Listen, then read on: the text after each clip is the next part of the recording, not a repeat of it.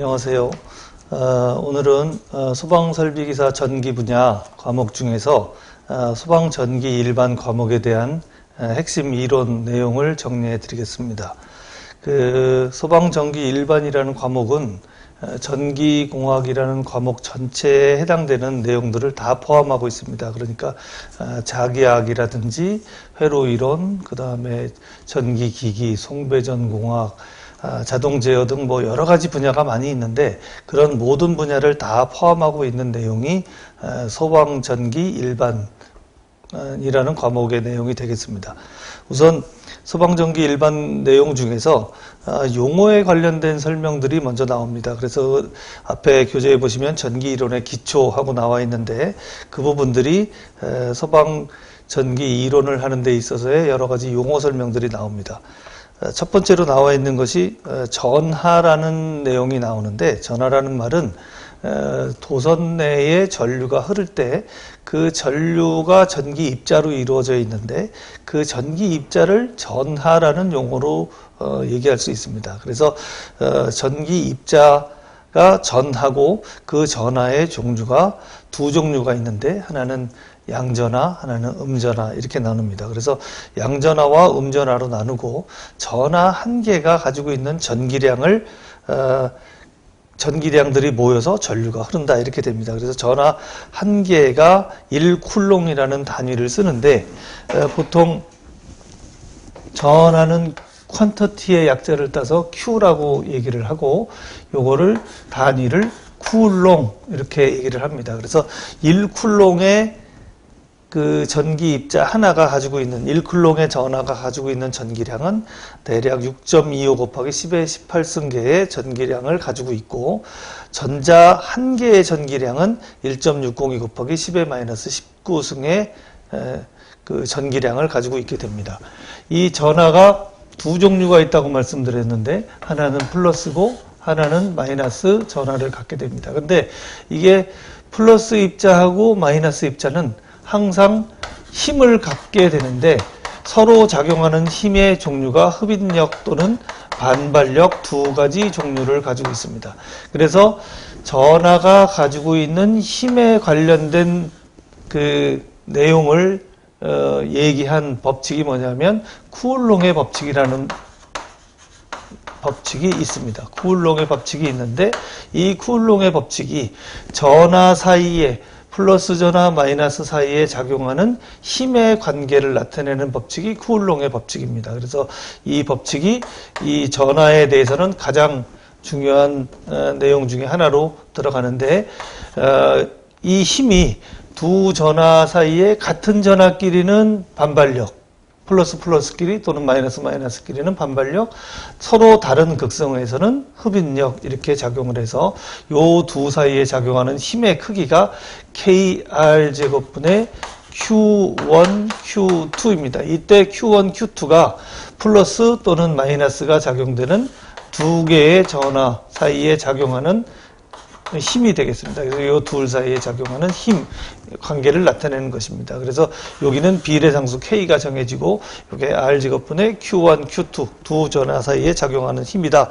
이렇게 알아두시면 될 것 같고 여기에 이 K가 비례상수 K가 4파이 입실론 제로분의 1 이렇게 되는데 여기에 4 곱하기 3.14 곱하기 입실론 제로, 요 입실론 제로라는 것이 유전율이라고 하는 겁니다. 그래서 유전율은 뒤에도 또 설명이 나올 텐데 유전율은 8.85 곱하기 10의 마이너스 12승으로 정해지기 때문에 얘가 9 곱하기 10의 9승으로 돼서 이 식은 9 곱하기 10의 9승의 R제곱분의 Q1, Q2로 쓰여지게 됩니다. 요거는 진공 상태일 때를 기준으로 해서 설명을 합니다. 여기에 0이라는 입실론 제로라고 하는 요 말이 진공 상태를 의미하게 됩니다.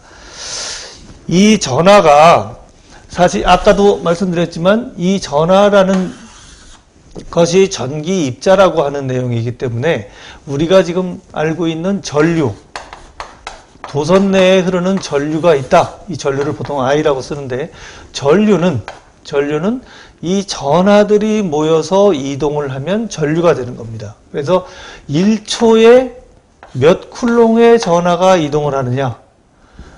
1초에 몇 쿨롱의 전하가 이동하는, 예를 들어서 1초에 1쿨롱이 이동했다 그러면 1암페어가 되는 거고 1초에 3쿨롱 이동했다 그러면 3암페어가 됩니다.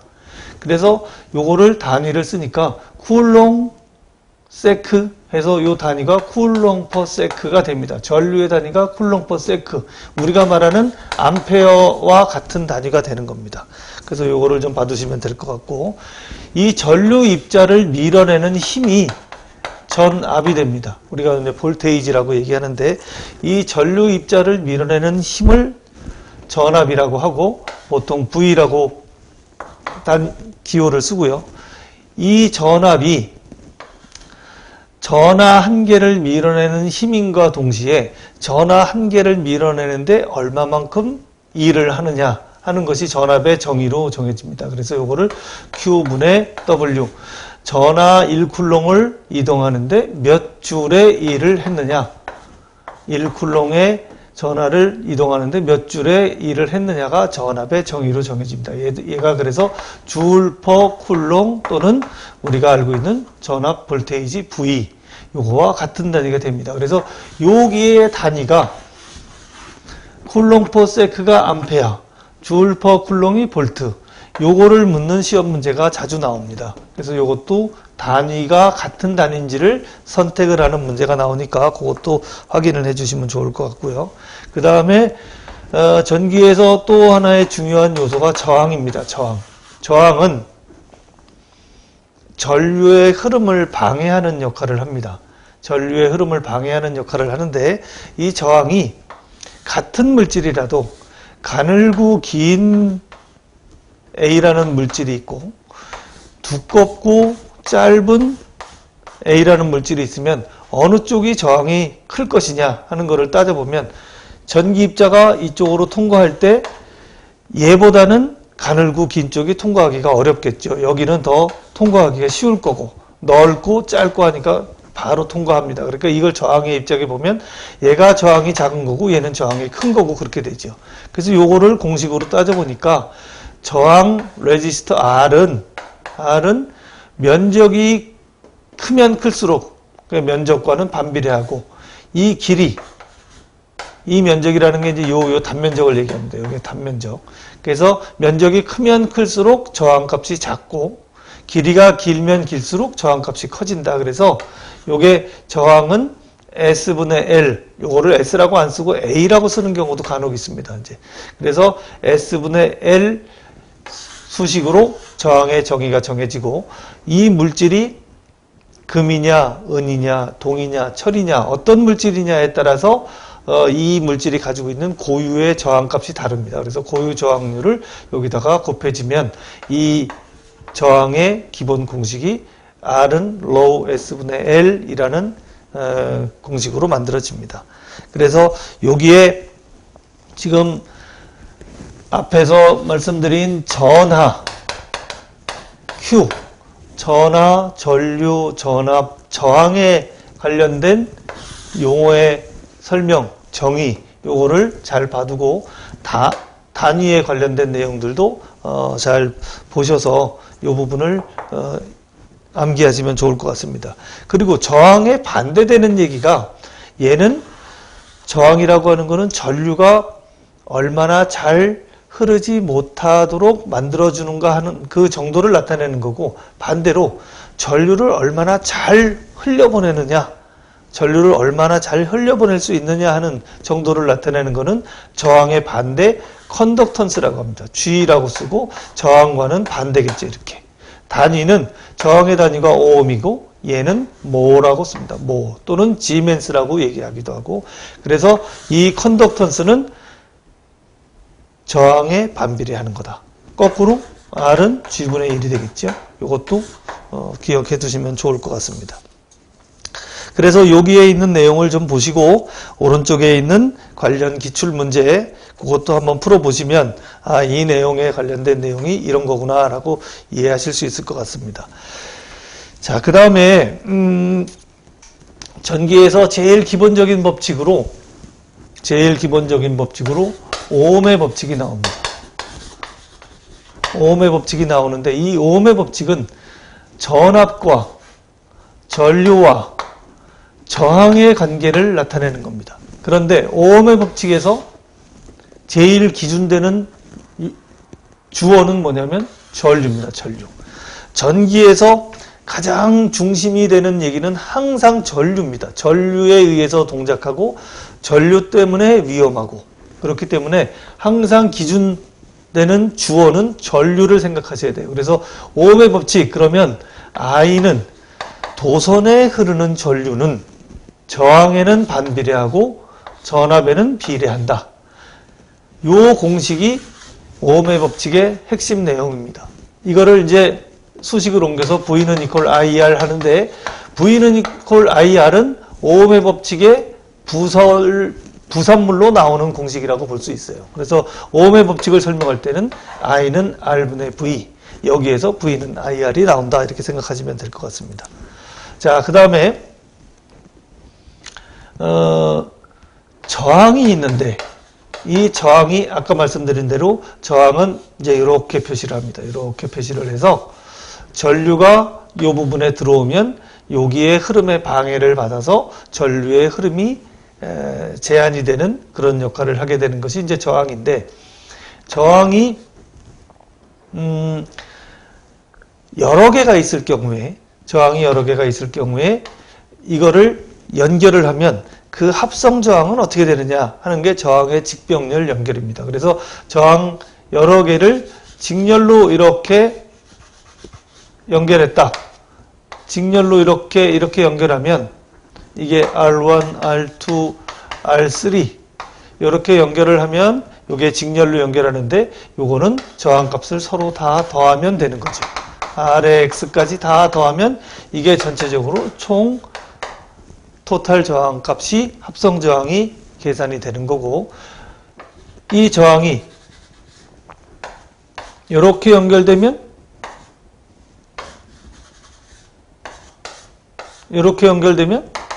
병렬로 연결된 게 되겠죠. 쭉 해서 여기까지 이렇게 연결되면 이게 나중에 전체로 합성 저항을 구해라.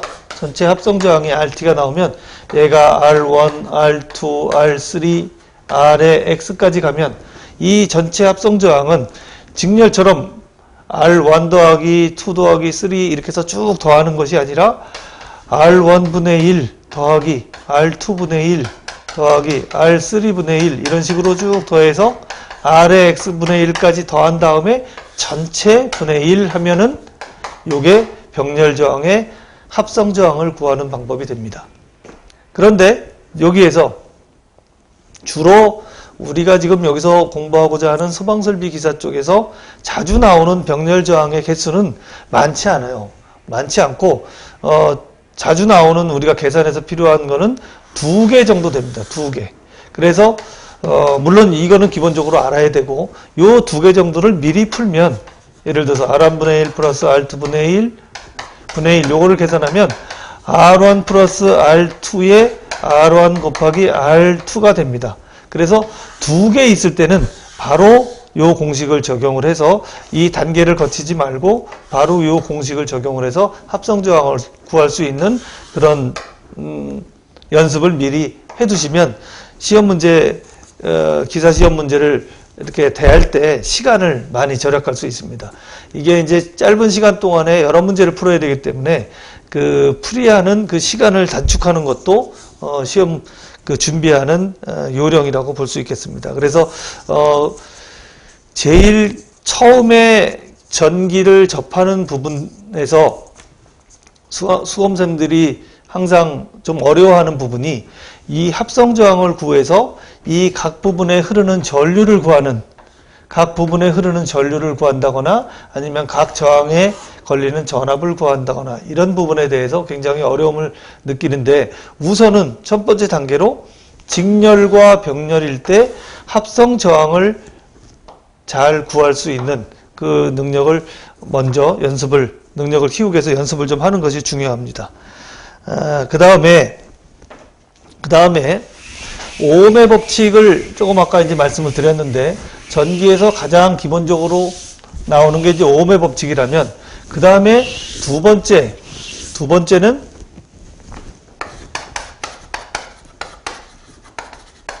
키르이호프의 법칙입니다. 키르이호프의 법칙. 요거는 키르이호프의 법칙이라고 하는 거는 두 가지입니다.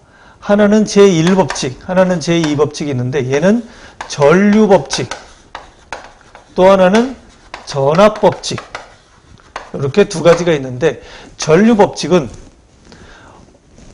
한 점에 예를 들어서 회로가 여러 가지가 있는데 어느 임의의 한 점이 이렇게 있을 때 이쪽으로 들어오는 전류도 있고 나가는 전류도 있고 들어오는 전류 뭐 나가는 전류 이렇게 있으면 들어오는 전류의 총합은 나가는 전류의 총합과 같다. 들어오는 것과 나가는 전류의 합은 항상 같아야 된다 하는 것이 전류법칙이고, 그 다음에 전압법칙은 회로가 여러 개가 이렇게 연결되어 있을 때, 회로가 여러 개가 연결돼서 막 복잡한 회로가 있을 때 전압원이 여러 개가 있을 수 있어요. 전압원이 여러 개가 있을 수 있고 뭐 여기도 있을 수 있고 전압원이 여러 개가 있을 수 있는데 전압 상승을 일으키는 부분의 합과 이 부하에서 저항이나 뭐 기타 여러 가지 부하에서 전압 강화를 일으키는 부분의 합이 항상 같아야 된다.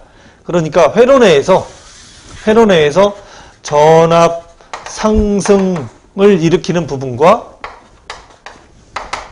전압 강화를 일으키는 부분과 항상 그 합이 같아야 된다는 것을 강조하는 것이 키르이호프의 법칙입니다. 이게 기본 오음의 법칙과 더불어서 가장 기본 법칙 중에 하나라고 생각하시면 될 것 같습니다. 그 다음에 전력량이라고 하는 전력이라고 하는 말이 나오는데 전력은 전압 곱하기 전류로 만들어집니다. 전력 P는 예를 들면 1시간 동안에 얼마만한 일을 했느냐, 요게 전력의 기본 정의인데 일정 시간 동안에 얼마만큼의 일을 했느냐. 아까 전압 같으면 V 같으면 일정 전하 1쿨롱의 전하가 얼마만큼의 일을 해서 이동을 하느냐 하는 것이 전압의 정의로 나눠졌으면 전력은 1초 동안에 얼마만큼의 일을 했느냐 하는 것이 전력입니다. 그래서 요거를 일에 다니는 줄, 시간에 다니는 세크 해서 요거를 줄 퍼 세크라는 단위를 쓰게 되고 우리가 흔히 알고 있는 몇 와트 하는 이 와트가 줄 퍼 세크하고 같은 단위가 됩니다.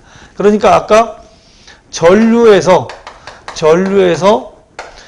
1초 동안에 이동한 전기량 1쿨롱을 이동하는데 필요한 일, 여기서 만들어지는 줄 퍼 쿨롱은 볼트, 그 다음에 줄 퍼 세크는 암페어.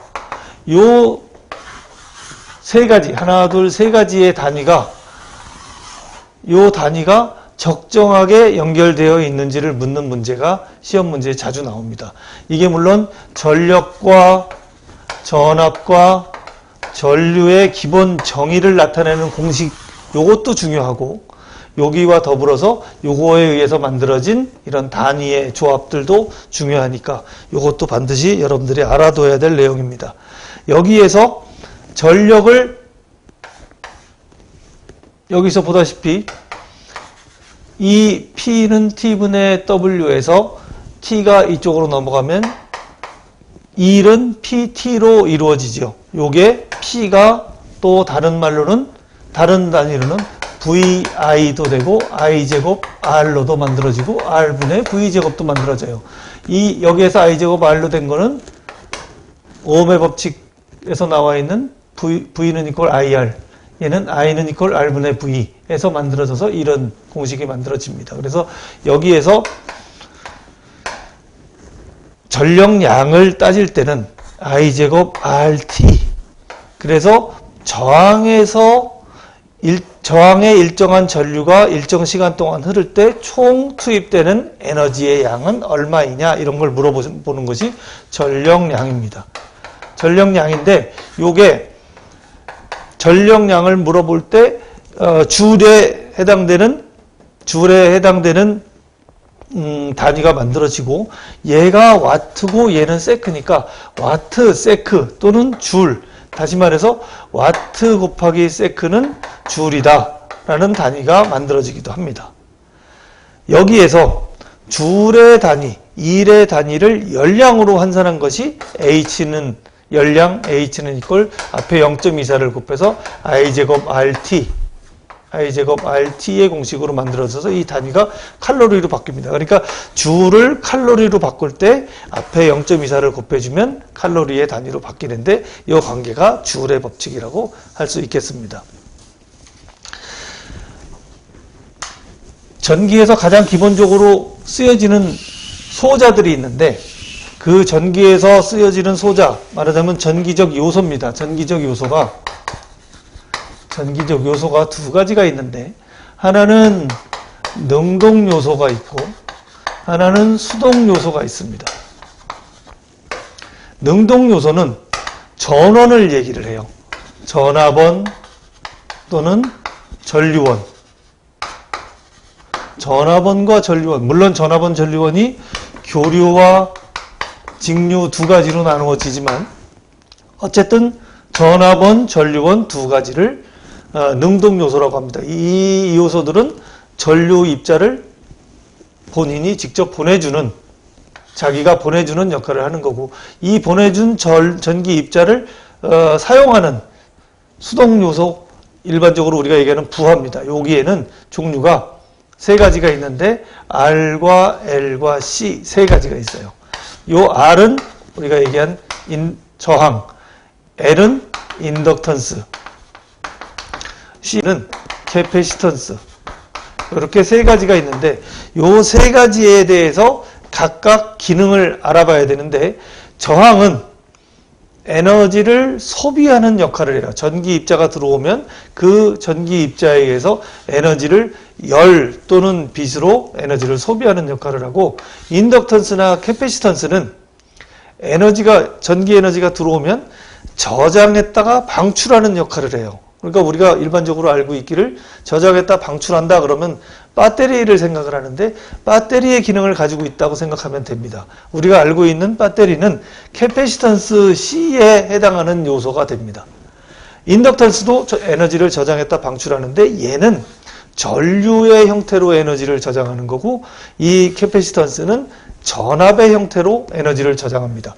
얘는 에너지를 소비하는 거예요. 그러니까 아까 말씀드린 대로 얘가 에너지를 소비하는 소비 전력은 I제곱 R만큼의 에너지를 소비하는 거고, 얘는 에너지를 저장했다 방출합니다. 그러니까 W로 치면은 WPT, 얘는 I제곱 RT만큼의 에너지를 소비하는 거고, 얘는 W를 에너지를 저장했다 방출하는데 WL이라고 치면은 2분의 1 LI의 제곱만큼 에너지를 저장했다 방출하고, 얘는 2분의 1 CV 제곱만큼의 에너지를 저장했다 방출합니다. 얘는 전압의 형태로 에너지를 저장하고 얘는 전류의 형태로 에너지를 저장한다 라고 생각하시면, 기본적인 전기적 요소, 수동 요소에 대해서는 설명이 됩니다.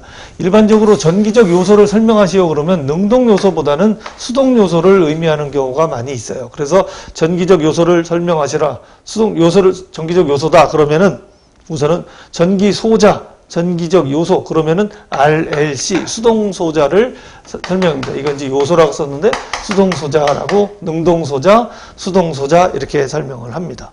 그래서 여러분들 교재에 보시면 능동 소자는 정전압원, 정전류원, 수동 소자는 저항, 인덕턴스, 캐패시턴스 이렇게 나누어진다고 생각을 하시면 될 것 같습니다.